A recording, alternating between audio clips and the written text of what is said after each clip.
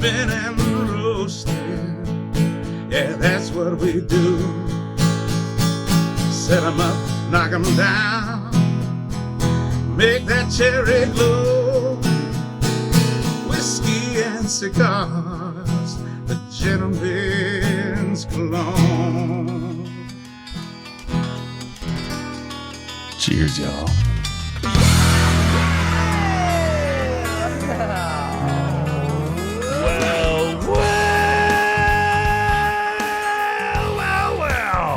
That sounds like a party just about to begin, ladies and gentlemen. Welcome, ladies and gentlemen, to this fine program, a radio program, podcast, and video extravaganza known internationally as the world-famous Smokin' and Toastin'. Welcome to show number 376, and we are excited about this one. Our program's all about craft beer, fine spirits, and hand-rolled cigars. Three things Ian is just completely unversed in. No, nothing about this. But we are so glad to have you with us for this 376th show of the program. Roberto Rivas Villar, our good friend and cocktail expert, joins us today on the show. How are you guys doing? But he's not talking cocktails today. No cocktails today. How weird is that? He has connected us with the folks from Pecho Tierra. Is it Pecho? Pecho Tierra. Pecho Tierra. Okay. They are makers of a fine artisanal mezcal, and we're going to be joined by a representative, not just a representative, by the way, a co-founder of Pecho Tierra, Enrique Alfredo Cesar Gomez, will be joining us on the show to talk about the spirit. As you can tell, and Roberto brought these in, obviously he's taken some liberties with the preparation. He's done the quality check, the quality testing. Right. He's made sure that we're going to be okay. We're going to be okay when we drink this, right? Yeah. Yeah. I don't know if I can say the same thing for the beverage of mystery, but we'll get to that in just a moment. Want to thank our special guest from last week, Lizzie Mays, who's now with Casa de Monte Cristo. She was 1960, awesome. And she's so fun. I love having her on the show. I hate that her old place isn't open anymore, but I'm glad she's part of Casa, and it was really fun having her on. Yeah, that was such a fun thing to run into her there. Yeah, and she was, of course, just great on the show, as she always is. We'll be trying some interesting stuff today, some beers from the Florida Brewery. We'll be trying their Polar Pilsen. I don't think I've tried anything from Florida Brewery. I don't think we have had any on the show before. Mm-hmm. And it's kind of interesting because they're a Florida brewery, but they've got a polar bear on the bottle, and that's interesting. But it's Polar Pilsen because there's a Venezuelan beer and brewery called Cerveza Polar, and it's a polar bear. And it's a polar bear. Well, these guys may be fighting it out soon. And what did you say there, Venezuela? Yeah, are they any good? It's a standard micro-produced beer. Yeah. Okay. All right, fair enough. Well, from Pondaseta Brewing Company, these guys are out of Amarillo, Texas. I believe we'll be trying the first beer from those guys we've ever tried. I don't think we've ever had a beer out of Amarillo. This is going to be their Pale Aura. It's a hazy pale ale. So we'll be looking forward to trying something different from those guys. And then from Chicago, Illinois, and Revolution Brewing, we'll be trying. I like the name already. Maple Jacket. Maple Jacket. It's a barley wine ale in a can. Baby. So this is interesting because I think most barley wines that we try usually are in a bottle, often in a bomber. So barley wine in a can. I'm okay with it. Yeah, and they even call it bottle conditioned. Typically it's a bottle conditioned. Right, conditioned here, right? So we'll look forward to trying all of these beers, and of course for the spirit from Destilado de Maguey, their artisanal Pecho Tierra Mezcal from northern Mexico. We'll be trying that there. That's very exciting. So in order to be called a tequila, a spirit has to be from the tequila region of Mexico. It can be produced in different places in Mexico. Right. One of them being the state of Jalisco. Right. Tamaulipas. Most tequilas, I think, come from Jalisco, don't they? A lot of them do. Yeah. Michoacan, you can produce some. Right. But so what other than the fact that it has a different flavor profile, what distinguishes a mezcal or another Mexican spirit from a tequila? So tequila is basically the denomination of origin, right? We have agave distillates. Mezcal is another denomination of origin, which has to be made also in certain states. Monterrey, Nuevo León, the state where I'm from, my hometown, it's not one of those. So even though in terms of colloquial things, mezcal is any distillate made from agave. Okay. In terms of not a denomination of origin, Right. but technically in the bottle, because of laws, you cannot slap mezcal in this bottle because it's not mezcal. I You see. just can't name it that. It's Right. and it's distilled in a pretty different way. There's a very peculiar way that they do this, and it's beautiful. It tastes like not any other agave distillate you've ever had before. So should we expect the kind of smokier taste of mezcal? No, you gotta expect something way crazier Oh, than okay, that. cool. Well, looking forward to it. This is going to be an adventure. And is this something we can get here in the States? It's pretty making its readily? way. Right now, there's a distribution company called Las Chingonas that distributes it in. Hey, what's your language? That's crazy. That's Spanish for the chingonas. Yeah, okay, gotcha. The baddies. The baddies. Okay, fair enough. But that crazy enough, that's the name of the company. That's how they call themselves, and they sell it in New York City right now, and they're working, and we're seeing how can we bring it to Texas very soon. Cool. Well, We got a couple bottles right here in Texas. We're going to try these. yeah, we're very excited about it. So we'll get onto that in a few minutes. But first, we have to be excited about trying something that we do as sort of a blind taste test here on the program. We like to do it in the first segment, and it's a little something we call. My thing. We don't call it my thing. We call it.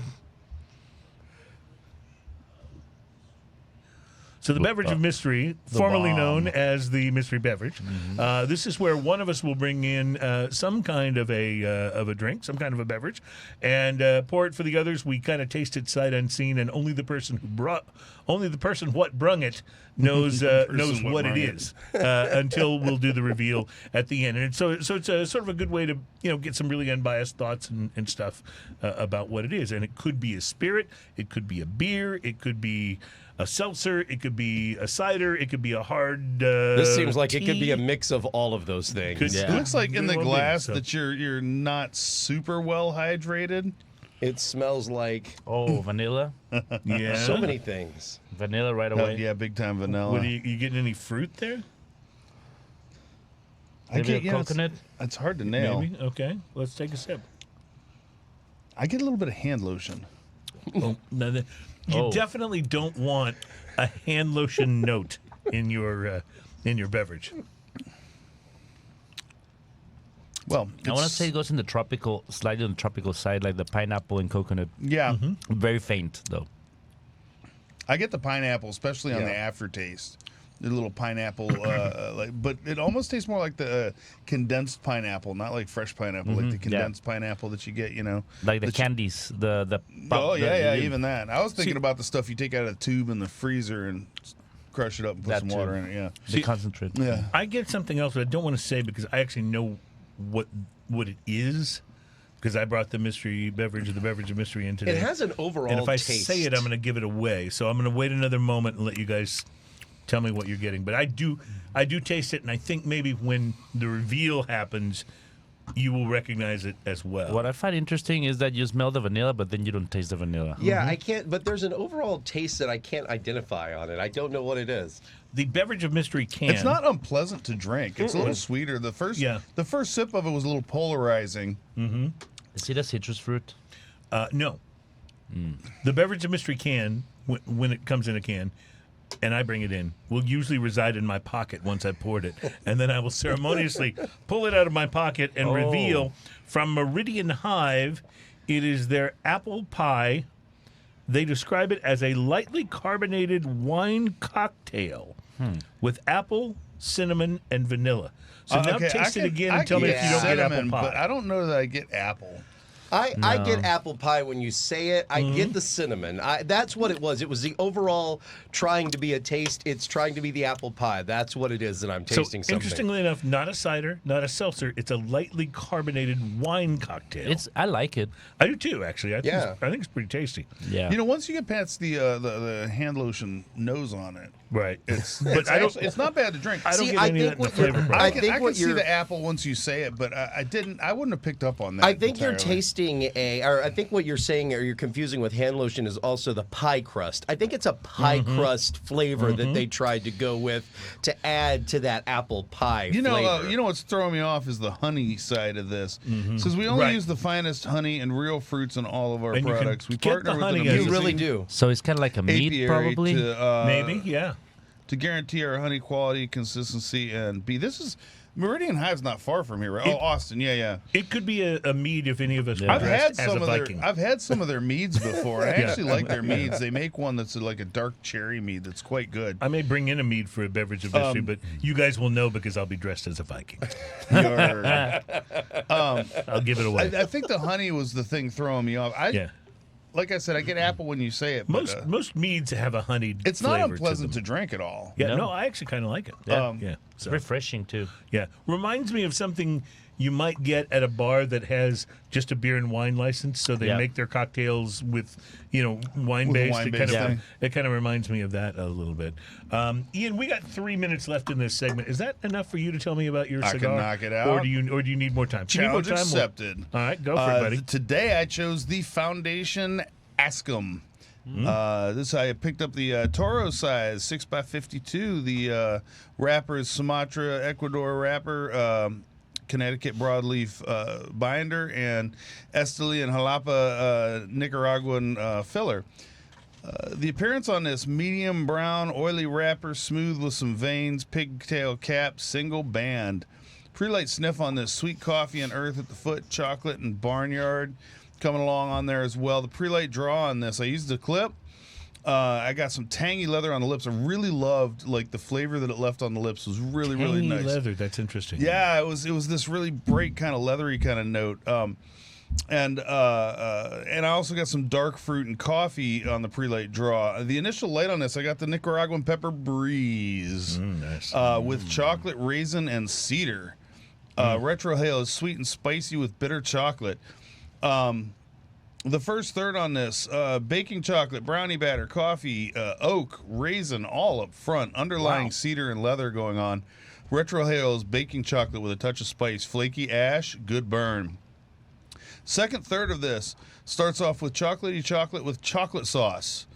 And big silky smoke. Was it chocolatey? It was very chocolatey. This is, if you like a chocolatey cigar, I do. Not infused, but this thing was like a chocolate. I do. That's why I love the Bella Artes so much. Because it's such a chocolate. Yeah, bomb. this is on another level because the notes I was getting were like brownie batter and things like those dark chocolate and raisin. I got a lot of raisin in this thing. Yum. The last third of this, I had an uneven burn, flaky ash. I had an uneven burn in the middle of it. I tended it right before the last third of this. It evened out very nicely. A bit more coffee, oak, and spice. Dry oaky notes linger on the finish. Retrohale is sweet brownie batter and oak with a hint of spice. Flaky ash, good burn. Price to quality, I give it a solid 5. As much as I love this cigar, it's $16.50. Yeah. So it's a very expensive. expensive. Still, if it hits a 5, that means it you get exactly what you pay for. You're not punching above your price limit there. But man, Which is tough to do. What a good cigar, and I would yeah. highly recommend it if you want a nice, close to special occasion cigar that is an absolute chocolate bomb. I don't think you could find a good spirit that it wouldn't just pair up with very nicely. I'm thinking about that with a rum. Oh. I was thinking about that, maybe a rum or a good, but a little bit higher proof, so you can get that more chocolate, more. Yeah, and this was good, solid medium, maybe on the higher side of medium, so it would stand up pretty well too. All right, well, I'll tell you about my cigar when we come back. Plus, we have guests joining us. The man with 4 names, Enrique Alfredo Cesar Gomez, the co-founder of Pecho, Tierra, will be joining us coming up, and we'll sample some of this fine Mexican spirit that Roberto has promised is going to be different than blow anything. your mind. Okay, looking forward to it. It's Smoking and Toasting. And welcome back, my friends. This is Smoking and Toasting. Our show is all about craft beer, fine spirits, and hand-rolled cigars. We are glad you're here today. By the way, I didn't mention it in the first segment, but we will, of course, be doing Drinking News today. Drinking News is the most popular segment on this program, and it's the part of the show where we bring you a story that is actually true. It's been reported in the media somewhere. It's not a parody like The Onion. It's a story that is often, but not always, about drinking. But it is always best enjoyed if you've been drinking. And today's Drinking News teaser headline is... If it ain't Scottish, it's crap. We'll get to that. We'll get to that coming up.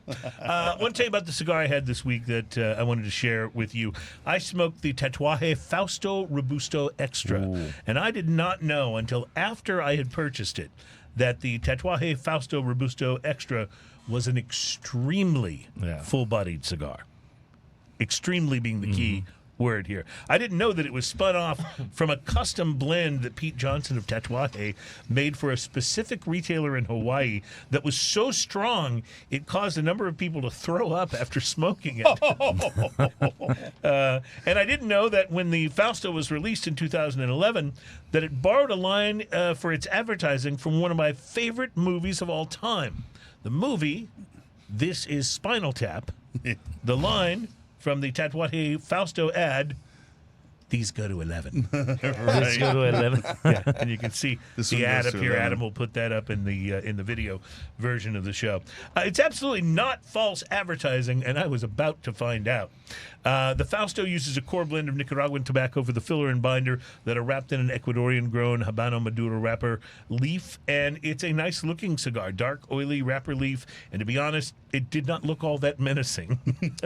It really didn't. I mean, It was such a nice boy next I've door. smoked big, full-bodied cigars before, and they usually have something about their appearance that gives them away a little bit, like the blackened M81, the Metallica cigar. Like, you Or the look at it and chisel. you- It's you called know, a chisel. Absolutely, or the Andalusian Bull. You kind of know what you're getting into. Or Man of War. Yeah, right, exactly. You kind of know what you're getting into with those babies.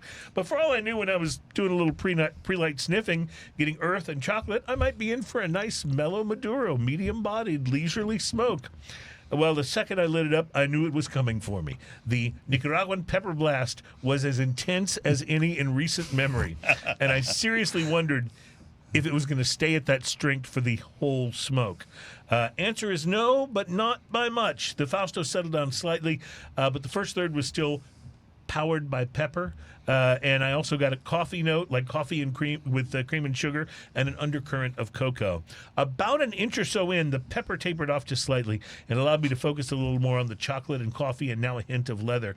But when I say a little bit, it's kind of like college basketball star Caitlin Clark scoring 30 points in the championship game. It's not the 41 she scored in the regional game the week before, but it's still a pretty intense beatdown. Right. I'm just saying. Which is not to say that the Tatuaje Fausto beat me down. I hung in there like a trooper, but holy crap, this was a strong cigar. Second, third, things started to get really interesting. It didn't give you the hiccups? Yeah. Espresso, dark coffee, earth.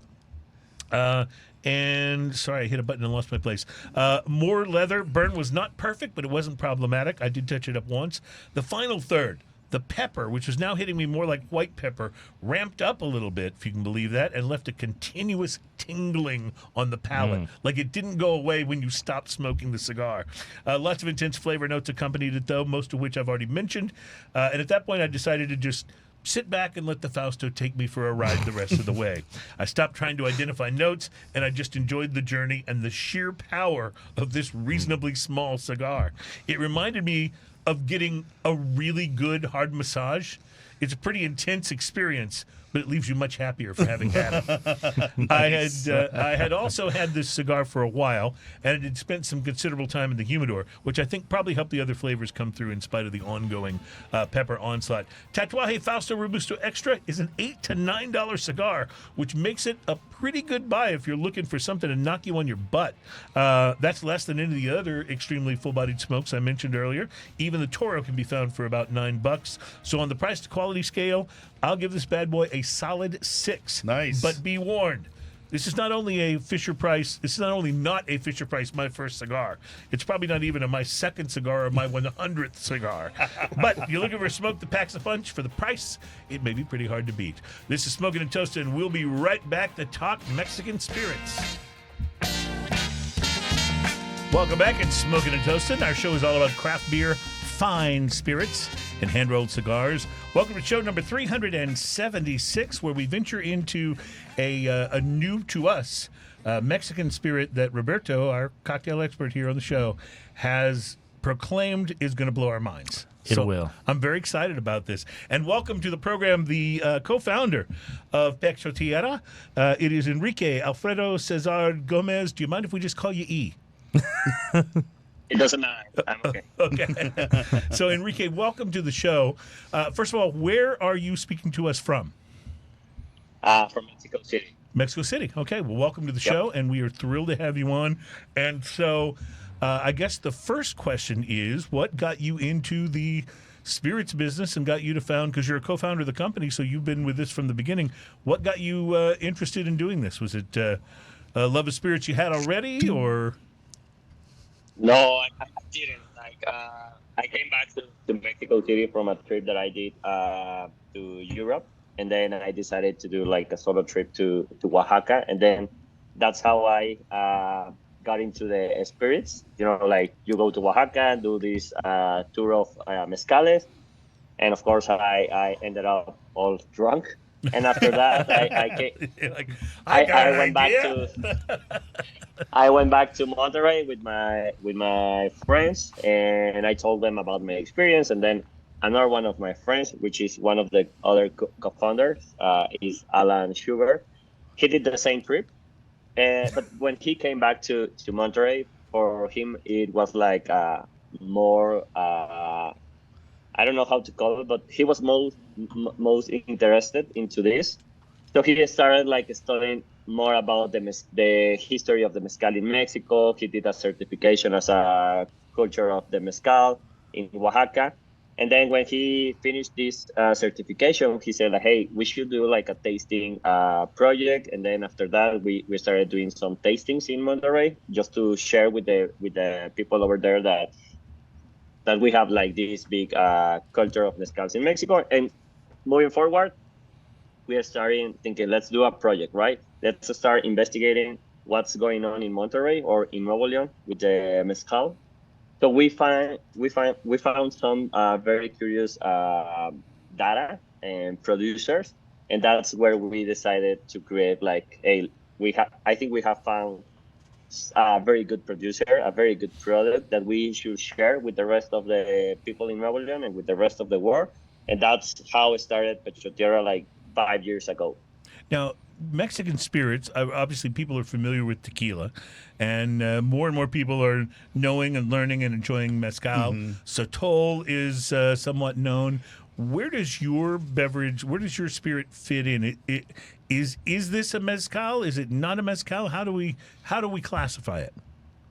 Oh yeah, I mean, legally I can't call it mezcal. Okay, but before the DO, the denomination of origin that was created in the 1904, most of the states in Mexico call their products as mezcal. Okay, so in this particular case, I have found data that Nuevo León used to have a big industry of mezcal. The latest or the oldest register that I found is from back to 1789. That talks about provision of vino mezcal in Lampazo de Naranjo, which is at the north of the state of Nuevo León.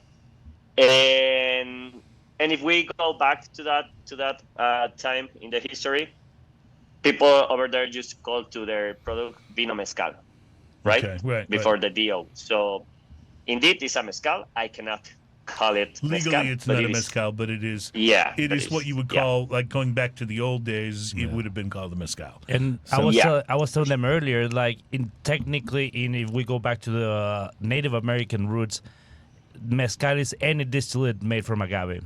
That's right. So and this is Right. made from 100% agave. Is that right? Okay, so That's right. So Roberto, how did you guys get connected? Because obviously you know more about this spirit than we do. So it's actually a pretty cool, beautiful story because I went to an event where my friend Jesus, who is an amazing bartender in Austin, at a bar called Here Nor There, they are doing crazy things that nobody does here in Texas probably. And they were going to the Tales of the Cocktail with these girls that they do a lots of stuff in the agave business, and they have bars in Costa Rica and I think she has some stuff in Mexico too, right? And Lady Tequila. Yeah. So I knew they were coming, and well, I was like, well, I'm gonna go see Jesus, my friend. Perfect opportunity. They came to Julep, and before they went to great that, they stopped by Nuevo León to try this beautiful spirit, and they showed it to me, and they were like, "Oh yeah, this is made in Nuevo León." And one were like, "Oh, that's where I'm from. I need to try this." And so I tried it, and not because I'm from there, but I really fell in love with it, and I started. Where can I get this? And then I think some time ago I made some contact with you when this first happened, and finally friends were able to go down there, and one friend brought me a bottle, the other friend brought me another bottle, and I started making my videos as I usually do, and I tasted Will on it, and he was in love with it too, and well, now our friendship has grown to different levels, and now he's my homie. So I realized we should probably get to the tasting because we're all kind of like waiting. But while we do, I wanted to ask you, Enrique, when I think mezcal, based on what I have had, I think of a Mexican spirit that's got a smokier taste than what I expect from a spirit that would be called tequila. Is that what we're expecting here, or is this something altogether different? I'm not sure. I don't think so. I mean, for sure there is that smoky probably note, but not as strong in the other mezcal. I'm not getting it But on the the main- nose. No. And this is to clarify, this is going to be made from the variety of Cenizo agave. Okay. Uh-huh. Which is not the same as the state of Durango has. You know, like the agave is the scientist name of the plant, and Maguey is the local name of the plant, right? So people in Laguna de Sanchez call it cenizo or cenizo del campo, depending the altitude where they find it. But the main difference here with the rest of the destilados is that this product is fermented with pulque instead of water, right? Yeah. And so what does that So do that's differently? The taste, the viscosity, the notes, you know, like Yeah. the producer can't use water because Laguna de Sanchez is a very cold place, or kind of a cold place. So if they use water, the fermentation process will go like very, very Go low, slow, very yeah. slow. Yeah, so they use the pulque to accelerate the fermentation process, and the pulque can be from Maguey Cenizo or from Maguey Verde, or actually can be a blend of both. It's it's whenever they found like pulque that comes from another community called La Cebolla, which is like 2-3 hours away from Laguna de Sanchez, they start like cooking the pineapples of the agave and do the fermentation process. But the main characteristic of this product is the pulque fermentation. This is so interesting. process. Like on the nose, It is. there's a slight vegetal note and a really earthy quality, Yeah. and it doesn't smell like tequila, but you get that agave undertone underneath Right. everything. That kind of similar, like undertone. What's interesting to me is the on the nose. There's a sort of a green. I guess the vegetal you were talking about. Yeah. Makes you almost think that if it's a tequila, it's a very young one. But then when you taste, it's so like it's so deep. It's got so much So many layers. depth to It the flavors. blossoms It on doesn't taste young at all. It you know? blossoms on the palate and turns into chocolate. And the funkiness, I've always loved the funkiness of I'm pretty sure that's product of the pulque. And there is some smoke, but it's not. With most mezcals that I've had, even the ones I consider to be really good, the smoke was the predominant note. And that's an with American here- gimmick typically too. Yeah, with here it's just a part of the notes that you're getting, and there's Yeah, so much richness. It's a little in more there. evident on the retrohale. You know, when Correct, you yes. breathe gently out your nose, you get a little bit of that smokiness, but it's not. It's certainly not. A smoke bomb where. Like a lot of the mezcals that I've had as well. And maybe for some of your audience that are not aware what pulque is, pulque is 'Cause I basically was not. is before now there's evidence, like we were talking before, Will and I, there's evidence of distillation in the Americas before the Spaniards came. But the Native Americans, what they did, they would cut a hole in the middle of the agave plant, and that sap would start coming out, and they would ferment that, and they would drink it as wine. Wow. And So- that's why it was called vino even after being distilled, yeah, probably, right? Yeah, Yeah, but That's That's pulque. right. that makes sense. Yeah. This is a beautiful spirit. The warmth, the hug that you get, that warm hug that comes back, has a little bit of a brightness to the edge. I don't know how to describe it. It's a little bit brighter or sharper kind of heat to it, but not in an Right. unpleasant way at all. It's very If I could put it in total layman's terms, it's kind of like the cognac or the armagnac of mezcal. That's an interesting way to put it Yeah, because okay. it's very Because sweet and right. then spicy and Right. It has those that sort of liqueur sort of vibe to it when you are tasting it, but it's an underlined with that agave, with that smoky mezcal, with a little bit of that. it kind of drinks like a brandy. That's what you're trying Right, to right. It seems very sophisticated, I guess is what I'm If trying you to leave say. if you leave it sit on your tongue for just a minute before you swallow, the moment you swallow, you get this and inhale, you get this beautiful chocolate and very oaky kind yes. of Very oaky, yes. like a astringency almost. It just leaves your mouth watering. This is really delicious. It's right. Pretty It's crazy, right? got a wonderful characteristics to And it. the best part, to me, it's crazy. Sorry that I interrupted you, Cruz. Can No. you believe that this is 48%? if you don't 48%. interrupt him, you'll never get words in. This is true. Yes, that's how it works here on the show. I told Ian that when Feel we free first to started. interrupt. We first started the program. I go, look, do not be shy, because if you don't interrupt me, you'll never speak. It'll be just a monologue. I just don't feel like it drinks like a 48.6%. No, it's No, pretty no. amazing. And tell me about what. And I don't know. Is this on the market yet? Can we get it in the U.S.? We can. In New York, you can get it right now. Okay. The Forbidden, the distribution company, Yeah, the name that I cannot say on radio, understand. the Baddies, Yeah, they distribute in New York City. And Enrique and I, we've been trying to see how can we do efforts to bring it here to Texas and California. How's the Yeah. response been in New York City? Have you been getting a good response from people? Have you getting the name out there? Yeah. So, I think it was like 8 cases with 6 bottles each case. And then, like a couple of months later, they asked us for, I think they were like 50 cases, something like that. And now we are preparing a shipment of 100 cases. Oh, so it's that will growing. Go like in the Great. next. Yeah. And- So and are it's you causing in- a very. Are you A in lot of retail interest. there in New York? Or are you in bars only, or where can people find it? I think it's in retail too, right, Enrique? Yeah, there's a retail store called Liquor Box in New York where you can find us, but mostly it's in restaurants. And what does a bottle like this sell for? I'm not sure how. in Do you know US. how?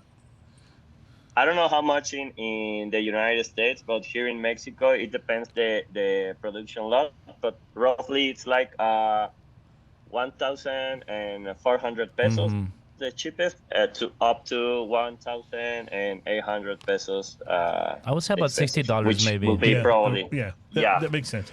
That makes sense. But I And, don't know how much in the US. and are you widely available in Mexico? Mostly in Monterrey, Okay. Mexico City, just in a few bars, and Guadalajara, and I think some places at Quintana Roo, which Tulum and so on. Mm-hmm. But yeah, I mean the production is not that big, and we had a hard time trying to introduce this product to other retail stores or bars, because to sell the product here in Mexico you have to get this Right. sticker, which is called a marbete, so it's very hard to get it. We get it like last year, I think. So yeah, we are on that process of going to the places and offer the product. So you're at a very, very young stage of this So whole yeah, you brand started of this this company, 5 years ago, and then just a year ago you got to the point where you could go sell it. Is that correct? Yeah, we started at the end of 2019. Then COVID came in Yeah. 2020. Everybody. We started the process of the brand.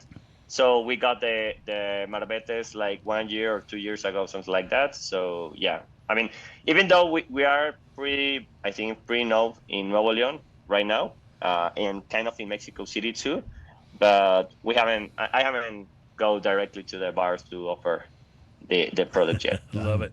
Well, we are pretty excited about this first one that we've tasted, and we look forward. Can you hang with us for another couple of segments? Is that cool, Enrique? Sure. Yeah. All right, so we got to take a break, and we'll be back. We want to try more of this. Plus, we have some beers to taste, and this is wonderful. Yeah, what a treat to try this. And you're right, not different. at all like I might have expected. It's so different. Yeah, wonderful. We'll be right back at Smoking and Toasting. Thank you for listening.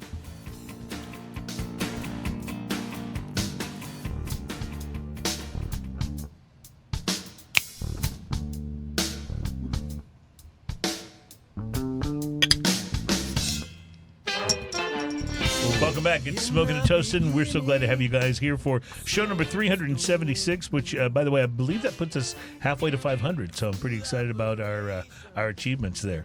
So this next beer that we're about to try has already been the subject of some controversy here on the show because I bought this beer in the little store that's downstairs in my building.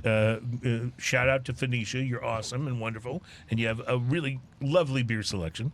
I bought it down there and listed it on our show notes. It's from a brewery called the Florida Brewery, and it's their Polar Pilsen. They're from Auburndale, Florida. And Roberto says, oh, yeah, I know of a beer, a Polar, that's from Venezuela. And then when I pulled the bottle out for us, he goes, that's the beer.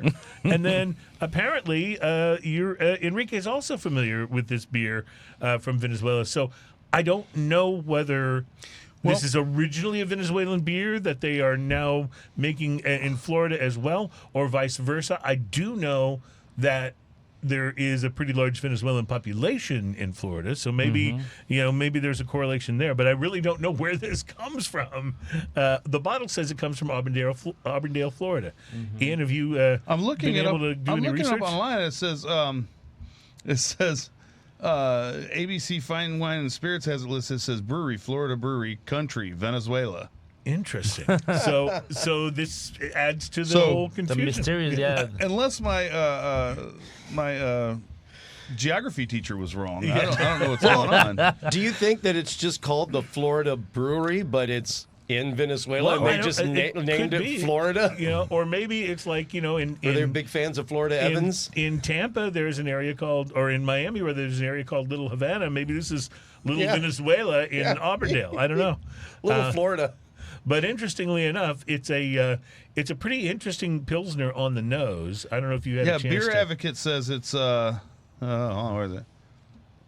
Oh, I just said it on Pretty the light. previous. This is Polar Pilsen is a European pale lager style brewed by Cerveceria Polar in Caracas, Venezuela.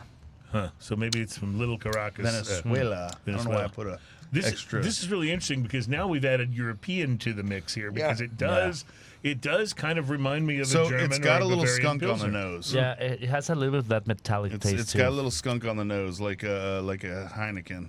It's got flavor though. I got to give it that. It's got flavor. Yeah, has some flavor. Yeah. It's not bad. It doesn't drink bad. Like going by the nose, I wouldn't have liked it, but the flavor's actually pretty Well, decent. I kind of like it. A lot of times I get put off by a lot of Mexican beers. I'm not a fan of Corona. No. I'll drink a Tecate. I love a good Negro Modelo. Negro Modelo is a good beer, That's yeah. a wonderful beer. But this at least I'm enjoying. Like I don't like Pacifica. It's just it doesn't. Made by Corona. Well, there you go. It doesn't do anything for me. What about Corona Light, your favorite? Oh yeah, yeah. If you don't like Corona, you're not going to have much more luck with Corona Light. I'm That's afraid. not good. But listen, this has got flavor to it, and I enjoy that. It's got it puts something on the palate, and I kind of dig it. Like if I were in Venezuela on vacation, You would be. it was hot. This wants fish tacos. Exactly. Yeah. Thank It you. really wants Thank fish you. tacos. some It arepas really with does. fish. Yeah. I've never been to Venezuela, but I'd love to go. Yeah. Yeah, no, this is drinkable. I go with it. Yeah. Yeah. All right.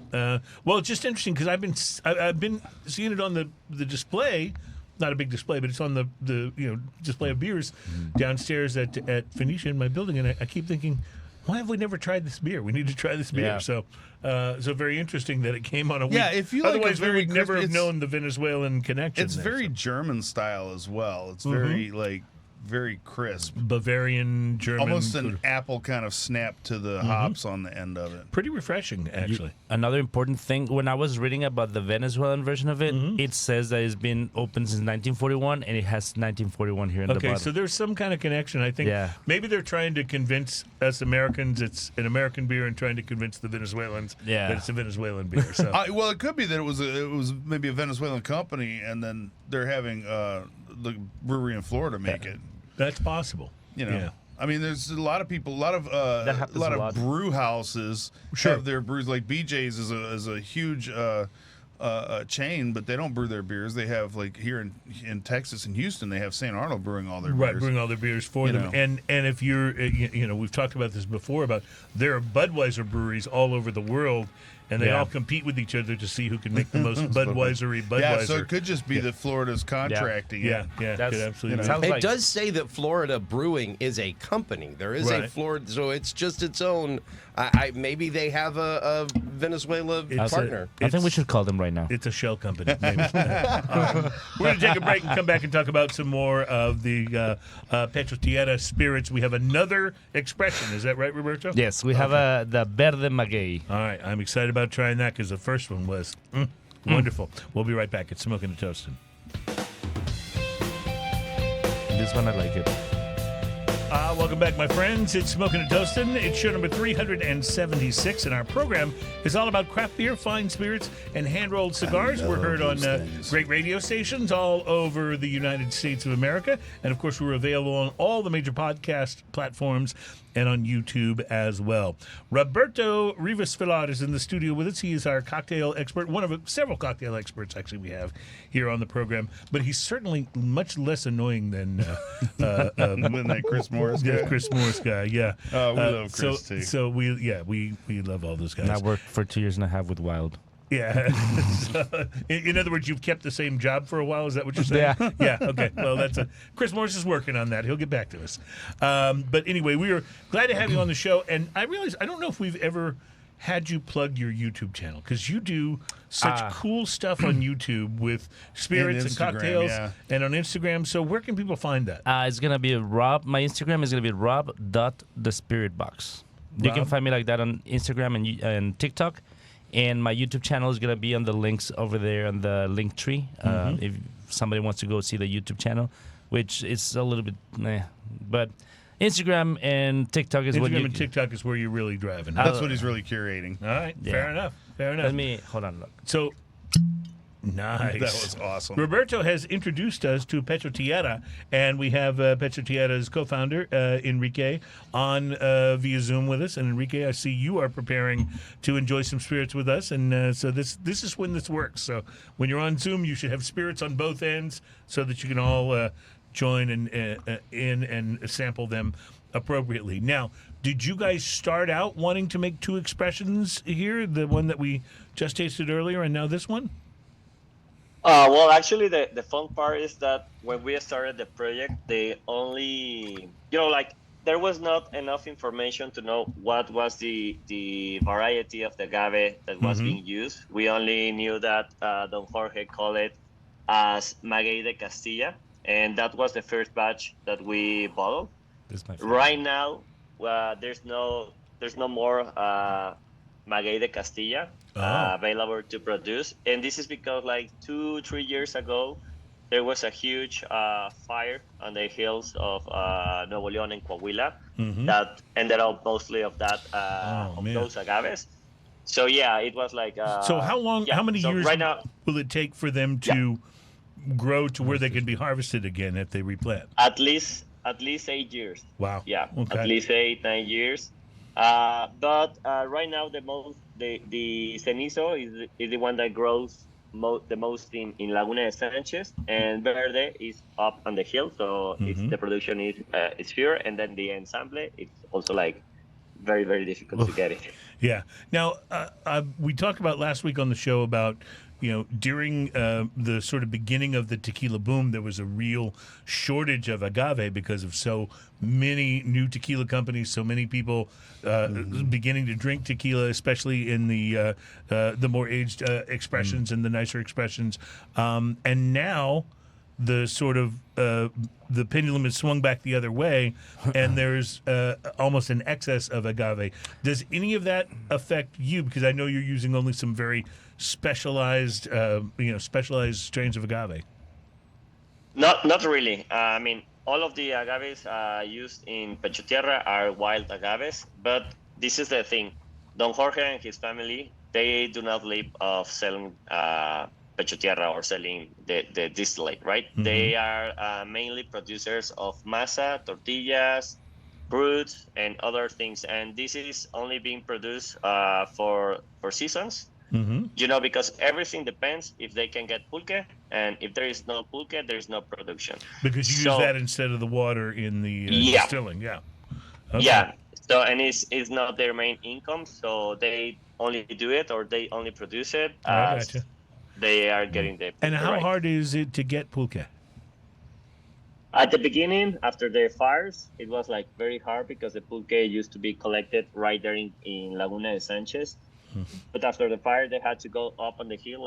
It's like 2-3 hours to another town called La Cebolla, which belongs to another municipio. I don't know how to say that county. in English.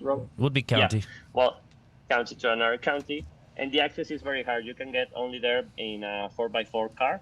So So Don Jorge started to build a trust relationship with the people over there, which are only 8-9 families living there. So luckily for him, for us, and for everyone who has access to Laguna de Sanchez, this relationship is been growing, and now these people is collecting more pulque for Don Jorge more often. So for us, it's very good news. But it's very cool. That's how it works right there. Very cool. Well, I have to say, on the nose, this is completely nothing I've ever tried before. Yeah, I can't compare this. It's to anything. It's like the first one, but amplified on absolutely on the funkiness. Cool. I love. The only thing I could compare it to is the first one. Yeah, and the funk is way more present. This is in a beautiful way. The funk of 40,000 years. So, if that first one, remember I mentioned that you get a chocolatey thing. Mm-hmm. This one is straight up brownie. This is That's the first description that I like. And whenever Will and I tasted the first time, one of his descriptions was it's like I'm tasting a deconstructed brownie, like all the different elements. Yeah. Wow. No, that really... It's amazing how different the nose and the flavor are as well, but they really kind of do this neat thing together. Well, that was true on the first one, and it's true on this one as well, that the nose and then the actual taste on the palate when you sip it are completely different. Yeah.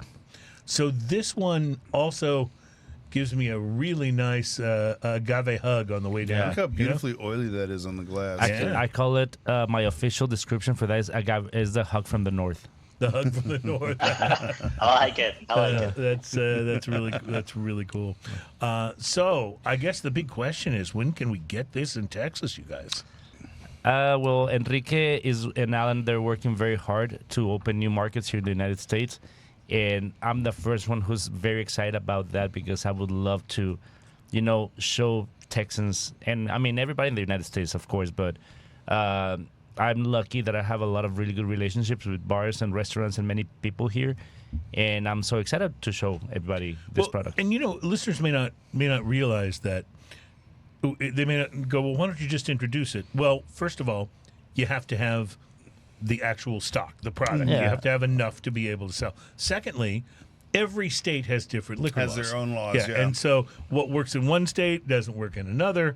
And then third, once you get past the laws, once you're in compliance with all the laws and you're okay to import, then you have to convince bars to stock it. You have to convince retail places. Usually a distributor's involved. Distributing is harder than people might think it is because you need a very good logistics team that have the channels to make it before you can even put it in a store. You need that how can I call it, that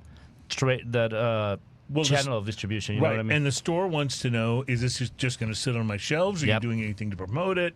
How are you going to get people aware of it? Because, I shop at the Specs in Midtown. Yeah. There's so many bottles on those shelves. And but God, how would one you of those know? helpful things, though, is my wife loves to go to Specs on Friday or Saturday night because you walk in there and they have just tables set up for samples everywhere. But those Specs on Friday or Saturday night, HEB on a Saturday afternoon.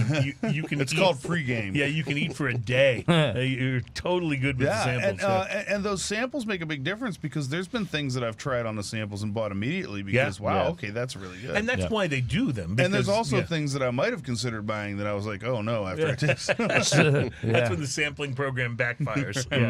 But I don't expect it would happen with this. And Not even with everything's for Specs, everybody. it's sometimes very hard with because I do a lot of straight direct business with them and buyers and stuff, and they're not very easy. They'll tell you, I need before I even decide to put this, bring it into Specs, I need you to bring me 10 accounts that you know they're gonna buy it.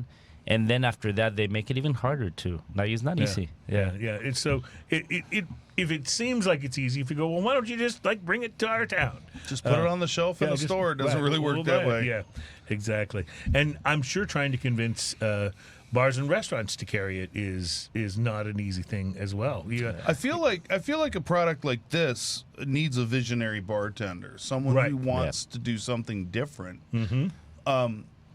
Because this doesn't make your standard, mule. It doesn't make your standard. Right. So Roberto, that brings a great question up. What kind of cocktails would this be good for? Well, the way I see it, just think about how versatile this spirit can be. It's funky. It's sweet. It's peppery. It's high proof. You can go an old fashioned style route. You can go. I made an espresso martini style with chocolate thing with this one, which was delightful. Because it already has that chocolate undertone. Yeah, and think with the funk of this, you can even make a Pecho Tierra daiquiri style thing with just lime, sugar, and spirit. It's funky, you know what I mean? Yeah. You can do plenty of ribs and tiki drinks because of the funk. There's many things you can do with it. Right. The funk puts it in the same sort of realm as like rum drinks because of the funk. Yeah. I think tiki bars would like lay low and stuff like that. They would love this. Bad News Bar, they would love it. Oh, yeah, and give them a way place to offer something, a little bit different on their menu too, because this is going to give you, I love rum. I drink a lot of rum, but I never had one I described as smoky. And this has just got that that sort of Mexican spirit, a little bit of smokiness to it. Enrique, have you done any mixed drinks with your product? I personally haven't. Like the bars where we are now, they have done some mix. Actually, there was like a restaurant in New York that came down to Monterey last year. It was called Tacos Way, I think. Yeah, Tacos Way. And they did a takeover with another bar at Monterey, and they did a very, very good mixology that they were preparing back in. They had a New whole York. menu prepared for it. Yeah, how cool is that? So, Enrique, if I'm in Monterey or Mexico City, what's the cool place to go that I wouldn't know? What's a cool bar to go to that I wouldn't know about as a tourist? Well, if you are in Monterey right now, the hottest one, if I can call it like that, it's called Bar 1900, which is inside in one of the oldest hotels in Monterey. It's in the Hotel Ancira Rock. Oh, yeah. It's run by another bar called Bar Maverick, which they also have like very good drinks. And I for sure would recommend you to go there. They have actually a drink called Mary, if I don't recall it. Prepared with Pecho Tierra cenizo. Nice. And if you are in Mexico City, you can go to Matuche, which is also a new mezcaleria here. And they are also like doing some mixology with Pecho Tierra. I've been wanting to go to Mexico City to see Benjamin over there at I'm blanking on the name. Why am I blanking? Benjamin from the ones that have the Margarita al Pastor over there. It's okay. It happens to us every week. Limantour. Sorry. Yeah. Don't feel bad. I have to go there to offer. I have to go there to offer Pecho Tierra. Well, this is absolutely exceptional. Is this in the same price range as the first expression? Yeah, it's pretty much. It varies a little bit depending on, like he said, depending on the market price. But we are totally rooting for you guys to get this into more of the United States. Yeah, I would spend money on either bottle Absolutely. in a moment. These are both fantastic. I might like this one this much better. Yeah, I'm probably with you. I think I'm I gonna like have it to better, try 'em but back and a little forth here bit- in a minute. Yeah, well, I think and we can do that. And I think we should be back with this whenever they give me. They're gonna send me an ensemble, which is a marriage of both of them. They're gonna send me. Oh, there he has it over there. Look. Oh. I'm liking it. Oh, I'm the liking ensemble, it. Yep. yes. All right. Well, we'll talk a little bit about that. Plus, we'll be tasting our pale ale, a hazy pale ale from Pondaseta Brewing Company, the Pale Aura. When we come back, and Drinking News is on the way shortly. This is Smoking and Toasting.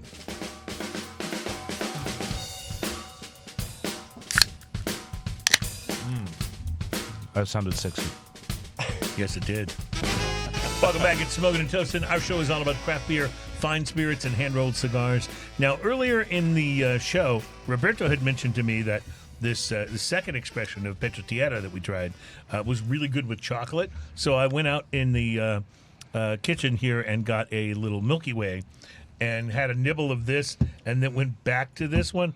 Holy moly. Yeah. It like changes everything. It's amazing. Ian was pointing out during the break that you get a lot more of the minerality, Yeah. but it also brings out that chocolate undertone and just complements it beautifully. Boy, you talk about things that were made to go together. That's almost great. like something for dessert right there, Yeah. like a chocolate mousse and a bit of Ian, this would be. I'm just curious. Your pour looks dramatically different than mine. Sorry. I'm just saying. See, you've gotten really good at that, Roberto. I would chew on this this Milky Way a little bit more, but I think it's actually time to do some beer tasting. It's gonna probably the chocolate might go gross with this. I don't know. You never know.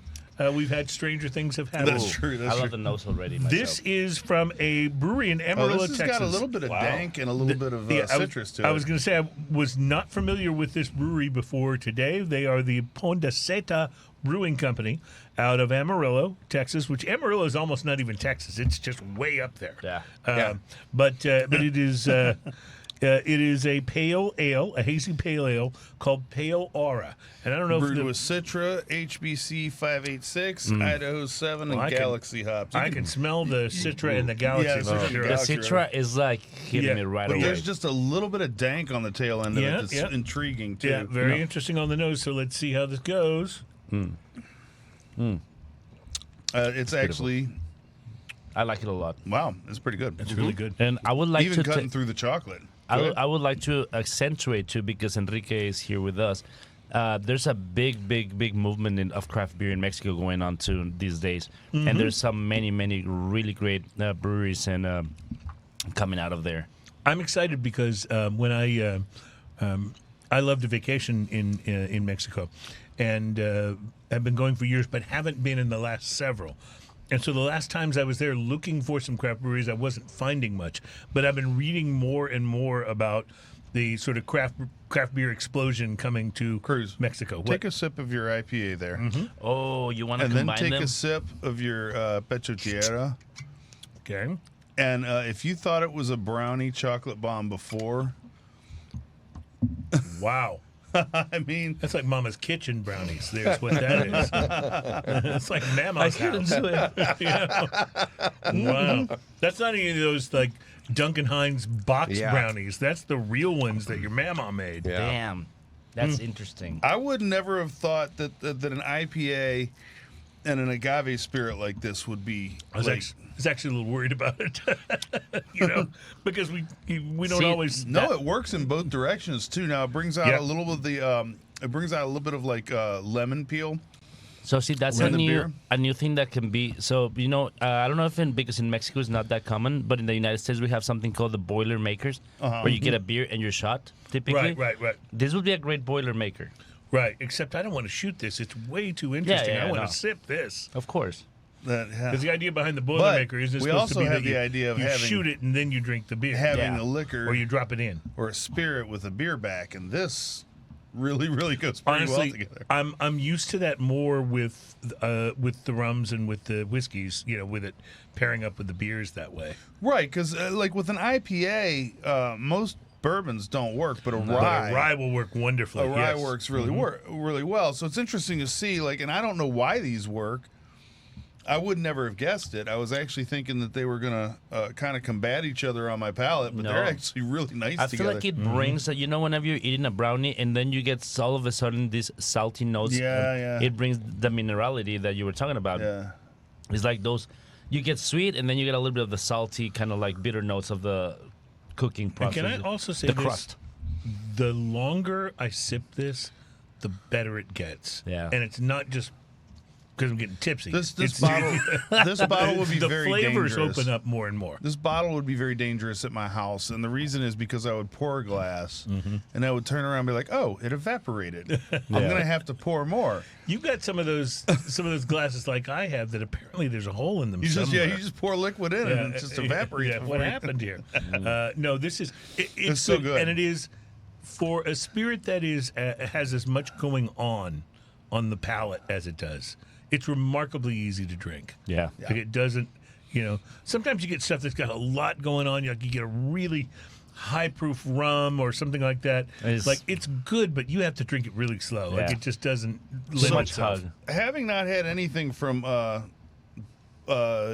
Pondaseta Brewing, this is a pretty nice, You guys seem like they got something going on, don't pretty they? nice IPA coming out for. Yeah. They're coming out swinging, right? Yeah, Maybe over there, so- Enrique, you can find a good citrusy hazy IPA and see how it works with the Mexican beer over there. Yeah, I'm thinking right now in one called Finissima, which is actually from Monterrey, and it tastes like it has this taste like an orange, and it tastes very good. So I would try it. So I'll tell you what, Enrique, if you would do this, we would be so happy. We would over reciprocate.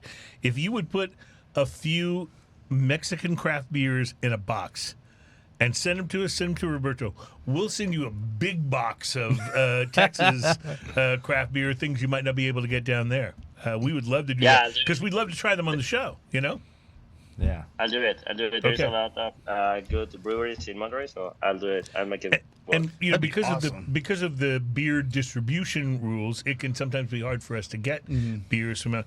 I usually try to limit. We do 3 beers on every show, just about, and I usually try to limit the Texas beers to only 1. Right. So we're touching other areas because we have listeners all over, viewers all over, and so it's always good to find things. This And whenever I travel, I try to bring. This is something beers I back with me from celebrate though, places. because I remember back in the day when I first started really exploring craft beer, as craft beer started to explode.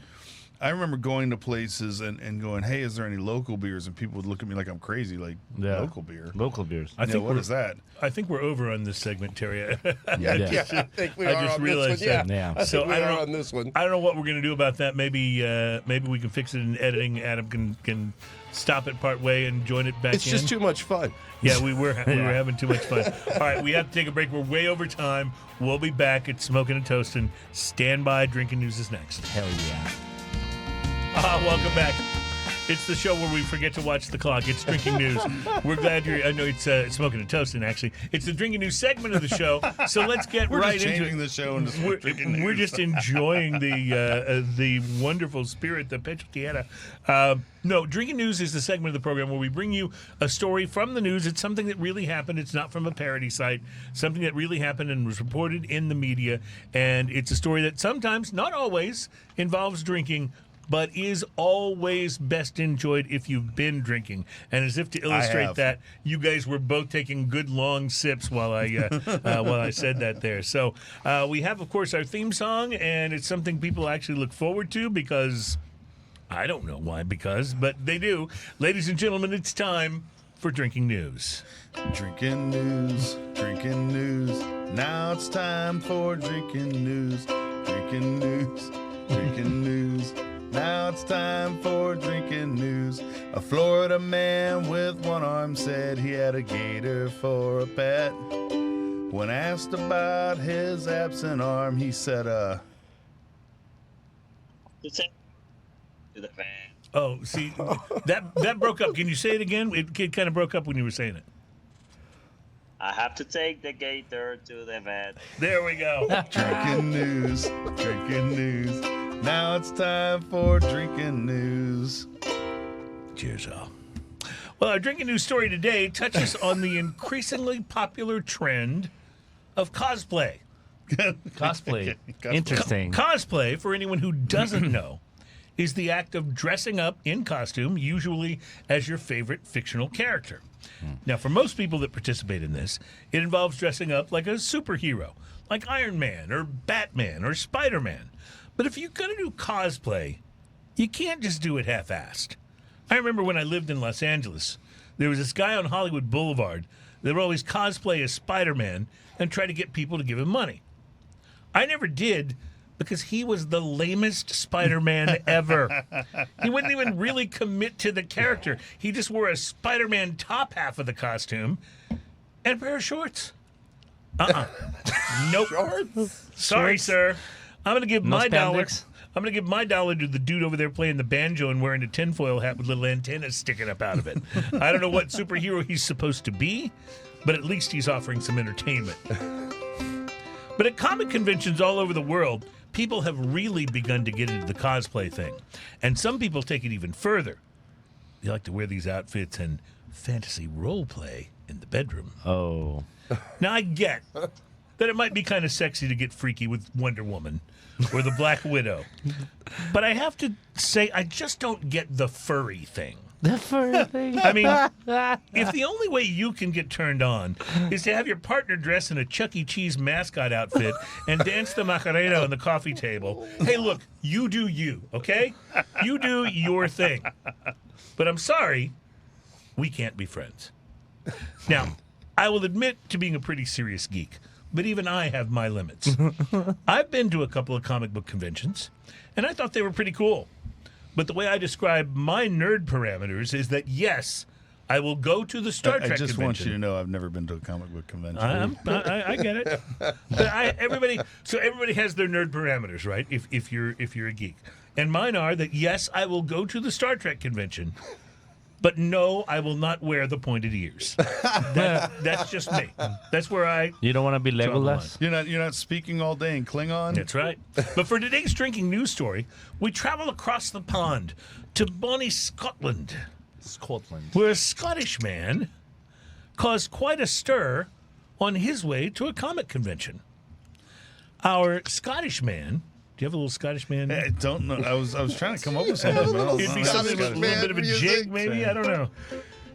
Our Scottish man was on the train to Dundee, which just sounds lovely and quaint, doesn't it? The train to Dundee. Seems like Julie Andrews should pop up and sing a song about a lonely goat herd at any point. But anyway, the man was on his way to a convention called D-Con, which is where things got a little dicey. Now, don't feel bad if you've never heard of D-Con, which is at the University of Dundee in Scotland. I had neither. I have heard of Double D-Con in Las Vegas, but I'm pretty sure that's a very different kind of convention. In any case, the man's train was forced to stop just shortly after leaving the station, and when it came to a complete halt, he was approached by a very serious-looking security guard. The serious guard asked our Scottish man to get off the train for a little chat, which he did. Oh, and one thing I left out. The Scottish convention goer was riding the train, dressed in full regalia, as a Star Wars stormtrooper. Apparently, someone on the train had alerted the police because they were concerned about his plastic Star Wars blaster that he was carrying in his holster. Obviously don't watch Star Wars Yeah. because those guys can't hit anything. So the guard and the man who calls nothing to worry himself, about. by the way, because it gets even less reliable, Grampian Stormtrooper. That's what he calls himself. Grampian Stormtrooper. What? The guard and Grampian Stormtrooper got back on the train, which then went back to the station for good old Gramps to be questioned by authorities. Now, according to Grampian Stormtrooper's post on Facebook, he was met by 2 firearms officers, 3 Police Scotland officers, and 2 British transit police. That's a big deal, by the way. Yeah. The firearm officers over there, because their regular cops over there don't just have guns, so they had to call special cops Right. that have guns in and for that. all of these guys questioned him at length All of them. One can only wonder if they were asking him for the exact spot of vulnerability on the Death Star. Ultimately, Grampian Stormtrooper, who I'll just call GS from now on, just for short, GS was told to return home and get a bag to put his plastic blaster in, and he was asked not to wear Stormtrooper armor on the train. Well, All of this surprised our friend GS, who says he's been wearing the costume on trains and buses for 10 years with no issues.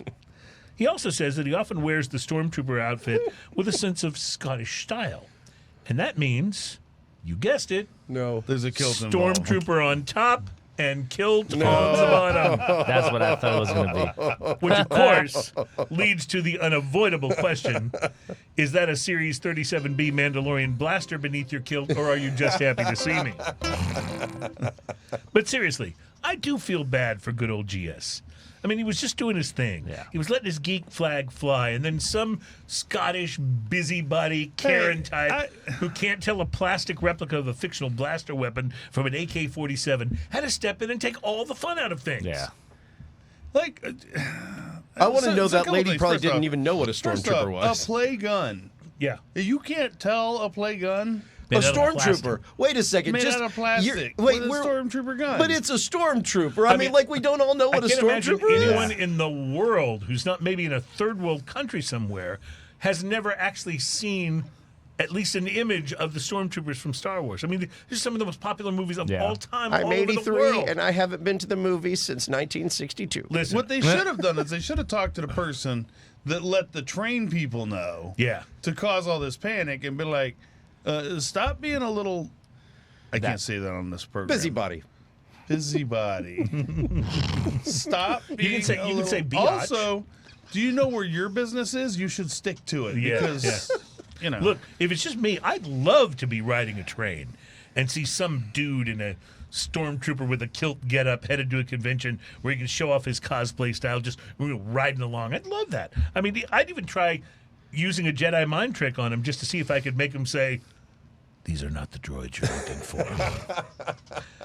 But as you're probably already dreading, this story has struck me with a certain dash of inspiration.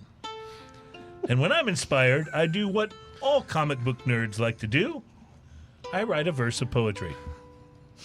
And now that I've done so, bound as I am by the Khitomer Accords of Ceti Alpha 5 and the Mandalorian Code of Honor, I am required to share this prose with you. This is the way. Can we have a little interstellar poetry music, please?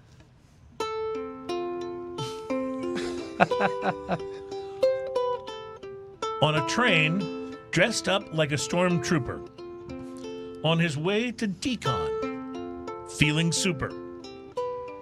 Gramps was questioned, detained, but the kilt, he explained, is so much easier when using the pooper.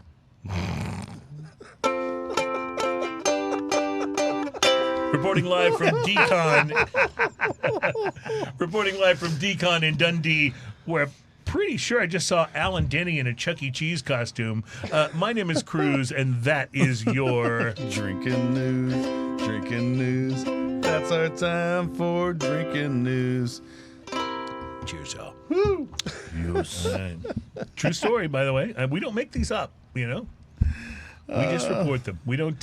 We report. You decide. I think maybe that's already What in kind of use. place are somewhere. you in where you can't carry an obviously fake plastic gun?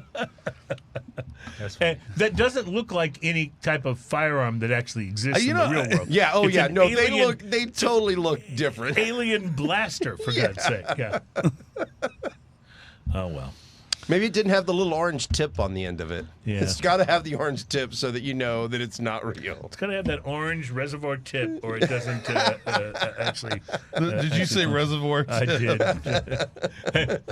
I always wanted to make a parody of Reservoir have to- Dogs and call it Reservoir Tip. I have always to be thought that would selective when I buy a beanie cap. Yeah? Because if I buy one that's a little too long, then it bunches up a little bit and Yeah. I get the reservoir tip on top. It's not a good look in the winter. It's not really a good look. You're absolutely right. Oh, we have to do a beer in this segment, don't we? Yeah.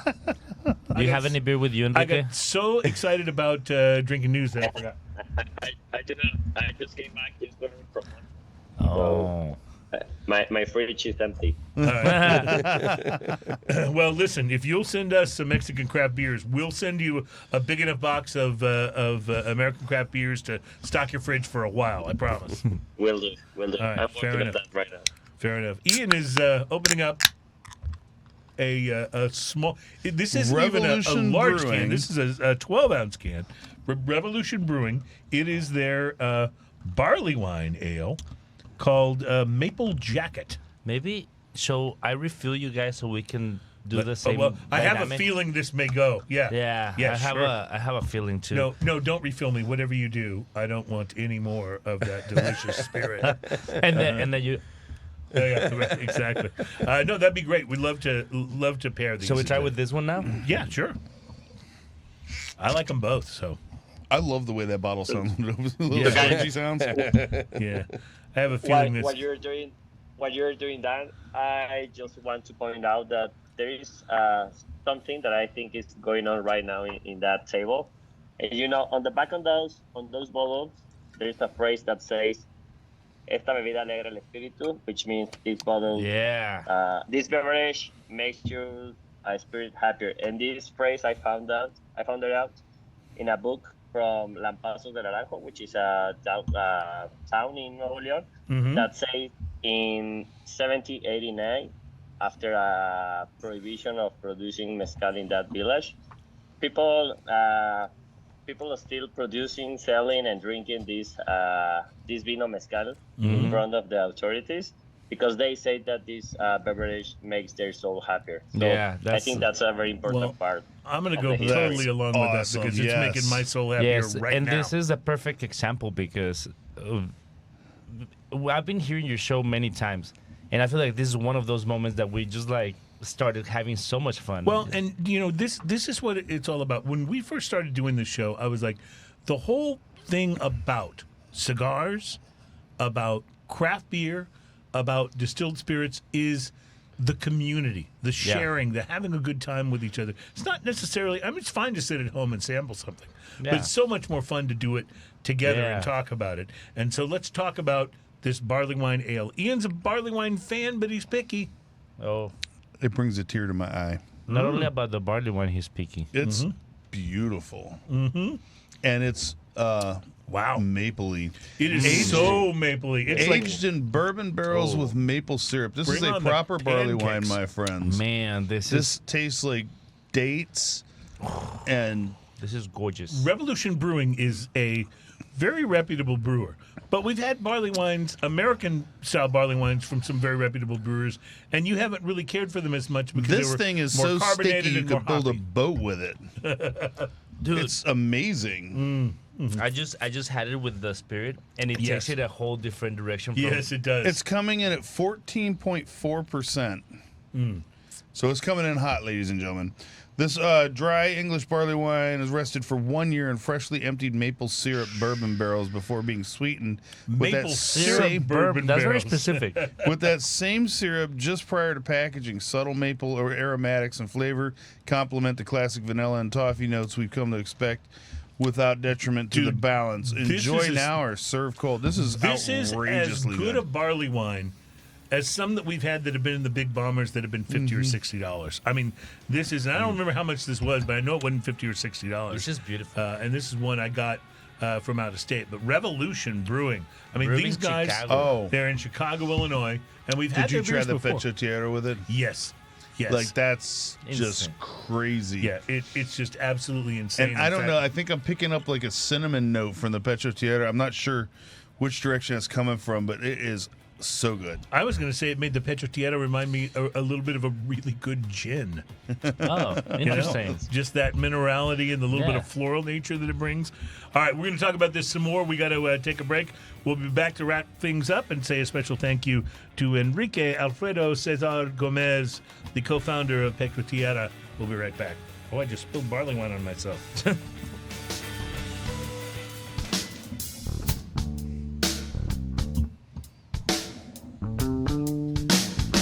All right, welcome back, everybody. It's Smoking and Toasting. We are here in the studio this week on show number 376. Puts us about halfway to 500, and we're glad that you are. That math checks out. Yeah, we're glad that you were here. All right, so I want you to know there's a genius of planning thing that goes on sometimes here in the show, because I generally pick out the beers. And if we have a spirits guest like we do today with Enrique and Roberto, obviously they're picking out the spirits that they're bringing in. So in a case like this, I have no idea what's going to go with what. I mean, I had not tasted any of these spirits before, and now we find ourselves in a situation where all of the beers have, at least to some degree, gone with this. Insane. But this barley wine that we tasted in the last segment, It's amazing It's because the just Pecho pairs. Tierra doesn't back off no matter how No. big the beer is. Right. And it not only that, but it works with it, like those warm, round, chocolatey flavors, mapley flavors. They kind of really work together. This is like one of the most versatile spirits we may have had on the show. Agreed. Yeah. And I don't want to get too sappy, but something Roberto was saying in the last segment really resonates with me. This trying of things and sharing of what you're trying, and it's one of the reasons that we enjoy doing this show is because we get to do this with each other each week, and we encourage people to do this with their friends and their families. And the whole show started when Ian, who's been a friend of my wife's for years, and his wife came over, and we started, drinking beers out of my refrigerator and going, oh, try this. Oh, what do you think of this? And the way we were talking about, we were just having such a good time. Yeah. I thought that's a show. And that's actually where Smoking and Toasting came from. We were also smoking cigars, by the way. Yes. Which is funny because cigars is how I became friends with this guy too. Right, Yeah. right, yeah. Yeah. So to me, and we've always talked about this in terms of the cigar community, but it's absolutely true with the spirits community, the cocktail community, and the craft beer community as well, is that these kind of relationships and connections, they're just huge. I mean, there's people, there's stories that we've talked about this on the show before, people who've met people in a cigar bar that have furthered their careers and vice versa. And, these things happen all the time. And to me, it's that community is what makes all of this special. And nothing sounds more special to me than having a bottle of this, being able to have some friends over and share it and talk about it and open up some beers and talk about how it contrasts and compares with all of these things. And something that I think is very important to mention about this, and you see the passion, like we have passion here, and the passion that was put in this, because I think we forgot to mention this, when Don Jorge, he cooks all the piñas and everything, you know how he gets them like ready to for fermentation? Yeah. With a wooden mass, he crushes Hand everything crushes by them. hand. Wow. That's so cool. It's dedication. It's a labor right of there. love. Yeah, it's a labor of love. I love that. So, Enrique, when are we all getting together in Mexico City or someplace to party together with a little of this? I think that'd be a blast. That'd be amazing. Yeah, you just get it down in Mexico City or even in Monterrey. We can make it work. Okay. So I'm Well- open. Well, we've talked about wanting to definitely expand.